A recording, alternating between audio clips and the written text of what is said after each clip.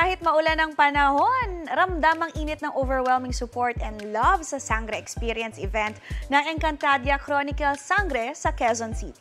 Naka-meet and greet pa ng Encantadix ang ilang cast member ng Kapuso Fantasy series. May unang chika si Athena Imperial.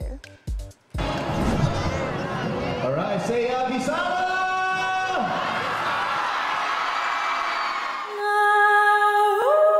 Asnamon Voyanazar, tila bumukas ang lagusan sa pagitan ng Encantadia at mundo ng mga tao. Hindi magkamayaw ang fans nang makita nila ng personal ang buong cast ng Encantadia Chronicles Sangre. Kumpleto ang bagong henerasyon ng mga Sangre na ginagampanan ni Bianca Umali, Faith Da Silva, Kelvin Miranda at Angel Garden. Ilang linggo pa lamang po umiere ang Encantadia Chronicles Sangre. Ay ganito na po ang pagtanggap sa amin. Kahit na hindi pa po kami magkakasama apat na umiere ngayon, excited po kami na mas makita pa po nila kung ano pa yung mga susunod na mangyayari.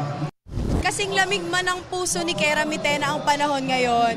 Kasing init naman ang pagtanggap nyo ang mga Hatorian. Kaya maraming salamat po sa inyong lahat. Natutuwa rin ang mga Sangre dahil tinitingala silang tila superhero ng generation ngayon. Nagagalak yung aking puso na pagsumikapan ko maging mabuting tao sa araw-araw. Kailangan din sa panglabas na nyo o sa likod ng kamera, natututo ka rin bilang maging tagapagligtas ng iyong sarili at ng iyong kapwa. Wala na sigurong masasaya pa na makapagpasaya at makapag-inspire ng mga bata.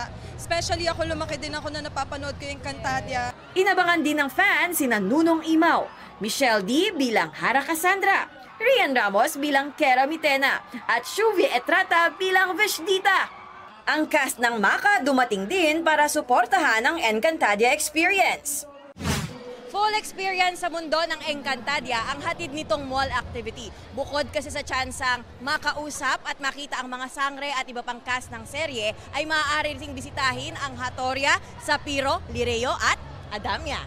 Sulit ang Sangre Experience lalo't free ang entrance dito. Nakilala natin ulit yung mga Sangre, especially si Tera.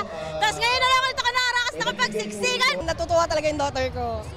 Si Mitena, favorite niya. Siya lang ang titira sa Miniave.